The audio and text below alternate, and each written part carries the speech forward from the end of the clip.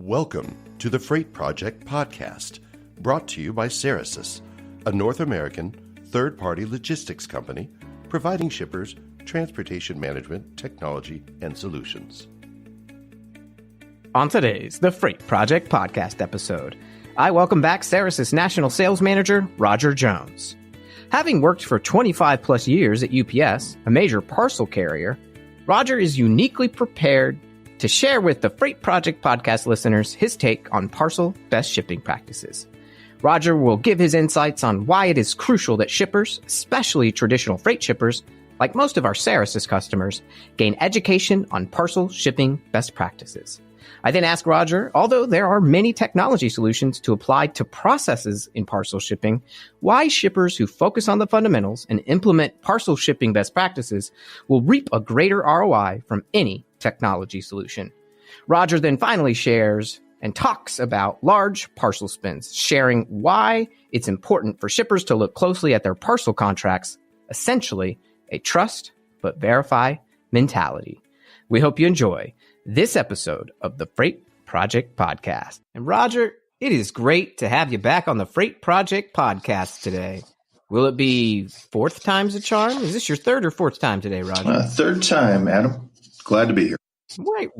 Regular guest, getting popular with our listeners. So thanks for providing your unique insight. Just as a refresher for our listeners, Roger Jones is the National Sales Manager here at Cerasis, my right-hand teammate in success as we grow the business here at Cerasis. So he brings to the table here a little over 2 decades of logistics experience. And so I think with your experience over the years, having been mostly in parcel, I think it's a great time for you to impart upon our readers, now that we have a parcel solution where you can compare LTL rates right next to parcel in real time to make sure you choose the best shipment for your freight. So thanks for joining us. And we're going to talk about some best practices. So you and I, we rolled out our parcel solution we offer through our TMS, the Cerasis Rater, to our entire sales team last fall. Can you speak as a sales manager a bit about the process and why we did it that way, but then narrow in on why we feel at Cerasis it's vital we educate not only our salespeople, but also the marketplace when it comes to parcel shipping and best practices? Well, sure. And like I said, always a pleasure to be on these broadcasts with you, Adam. I think it's great for us to be able to share a little bit about what we see in the marketplace naturally with our customers and with the people that join your podcast to get educated, learn a little bit about Cerasis, as well as learn about what's going on out there in the transportation world. It's always a good thing to take a look at kind of where we are, where we've been.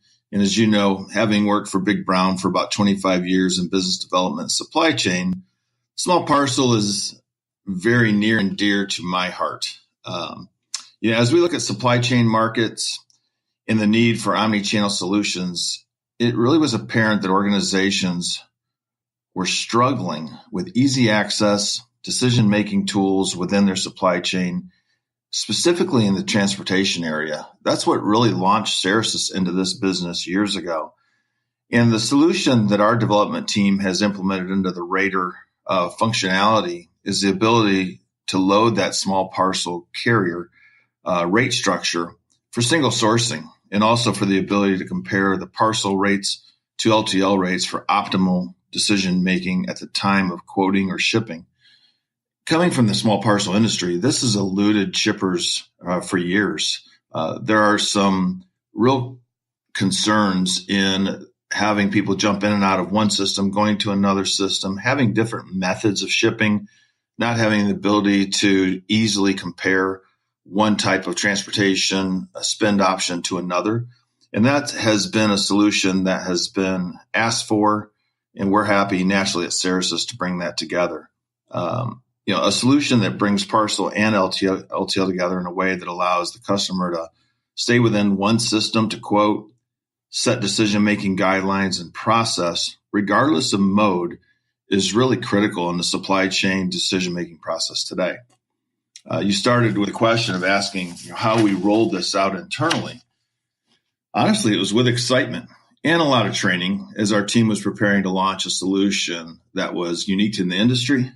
And it was imperative that it was introduced to our current customers and prospects with clear benefits and challenges so that we ensured it was the right solution for those that would have an interest in this area. It's not a solution for every customer that's out there. Some people may have a very small parcel shipping practice, but a lot of LTL. And they may have the reverse of that. They may have a ton of small parcel and very little LTL. And it really depends on their specific needs. But to have those comparison tools right in one system, to be able to pull your rates into one system, regardless of the type of mode you're shipping, and have that decision tree right in front of you is critical to a lot of the businesses that are out there today. Yeah, and I know that has to be pretty advantageous for any shipping manager. As a marketing manager myself, we have a lot of tools available to us.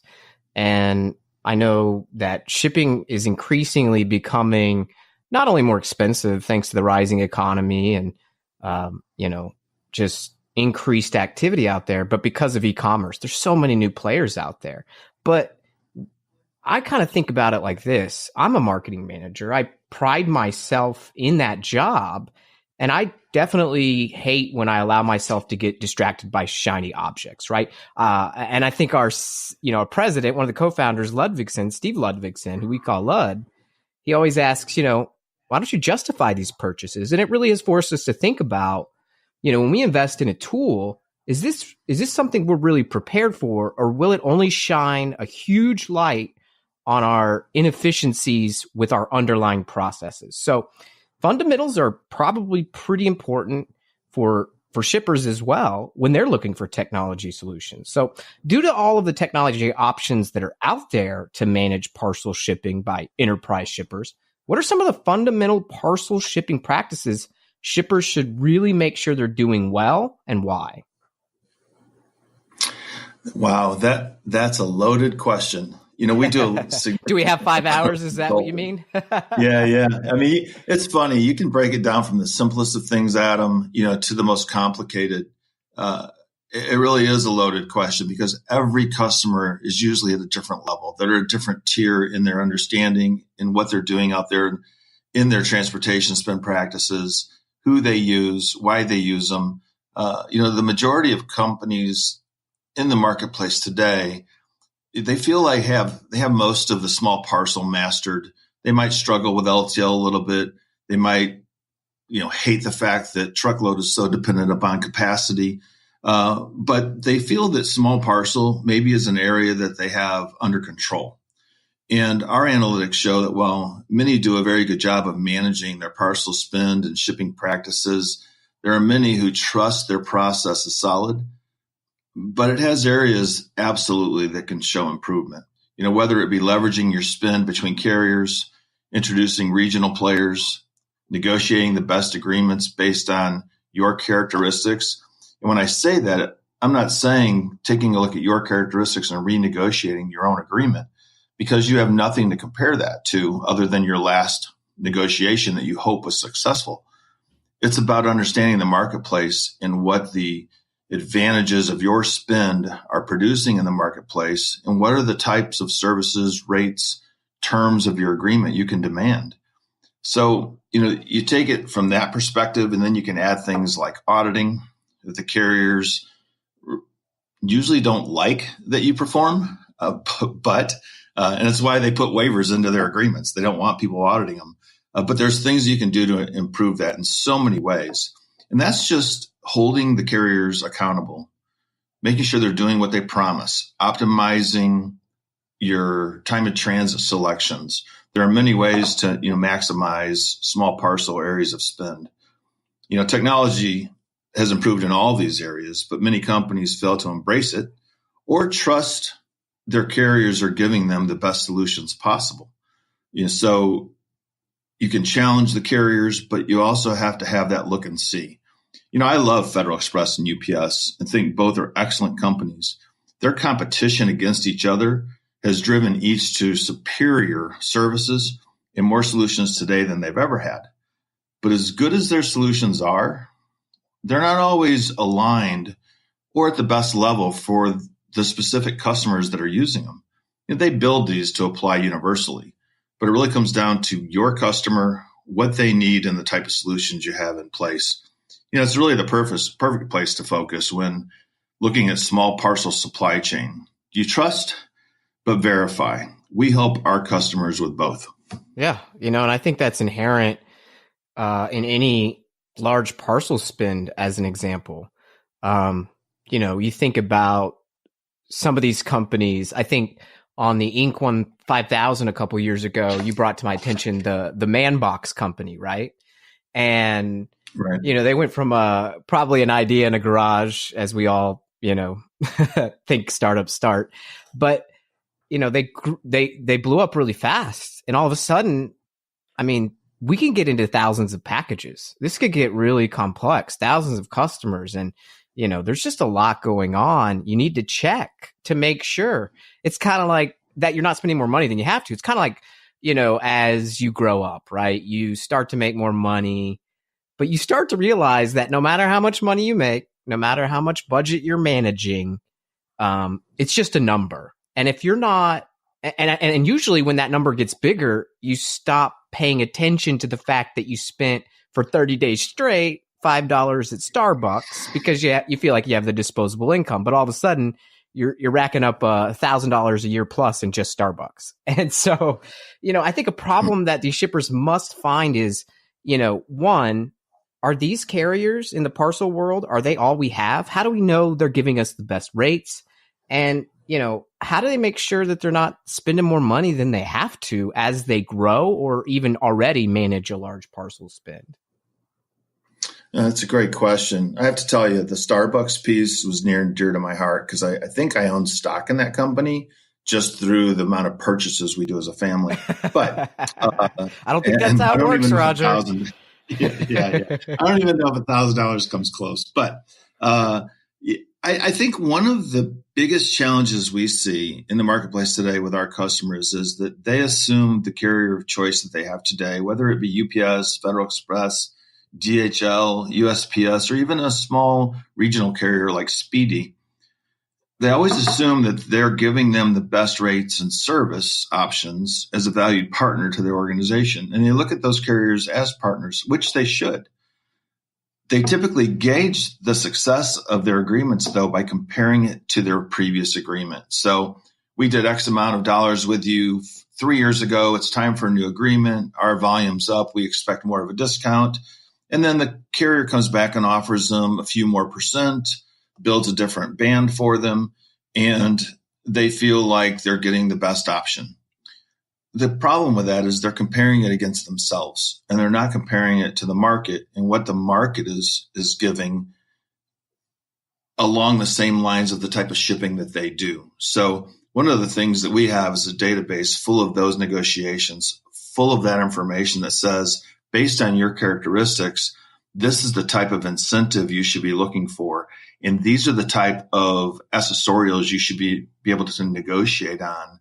And there are so many layers and levels. And I used to refer to it as smoke and mirrors, but it's just more about understanding the agreement and understanding where your leverage is as a customer, as the shipper, when it comes to what you're sending out and the type of demands you can place on the carriers that are servicing you. They're an extension of your service. You're not an extension of theirs. So since they're a partner of yours and they're extending your services to your customers, you have the ability to look at that market value and hold them accountable to bringing you agreements that can be put in place to support that.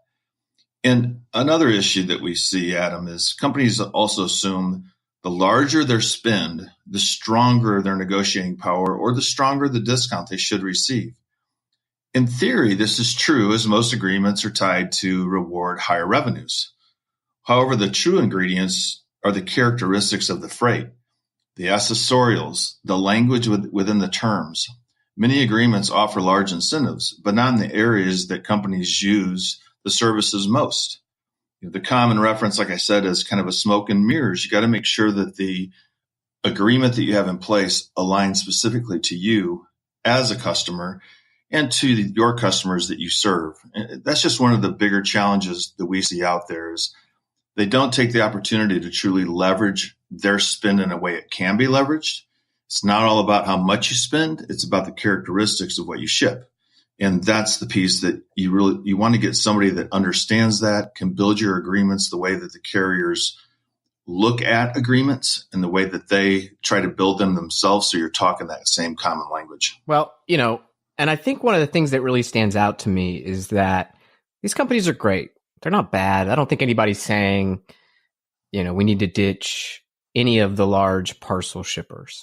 But what we are saying, and I think what technology brings to the forefront, things like when we're auditing parcel invoices to help save money and catch common errors and hopefully fix those over time as we continuously improve, is the ability to kind of see the data, right? And you've mentioned this a few times, the trust but verify mantra. And I really like that. It kind of reminds me of supply chain visibility and, that key buzzword that everyone's looking for, visibility. So given that you've kind of talked about this trust but verify idea in its simplistic terms, what does that mean to you in application to our listeners here on the Freight Project podcast?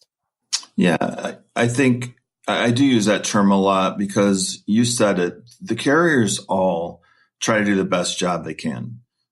We never question a carrier's integrity of the type of product they're trying to put out there, their ability to service a customer and their dedication to that.